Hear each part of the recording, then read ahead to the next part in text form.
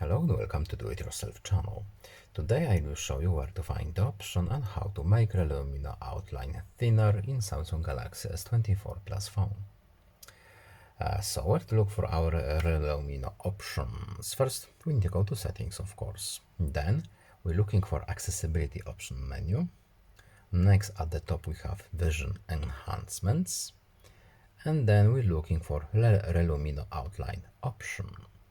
And on the right we have the switch to turn it on or off, and when we open this menu here we have this on outline thickness option here, so we can make it thicker or thinner, whatever we want. So we have a few settings here.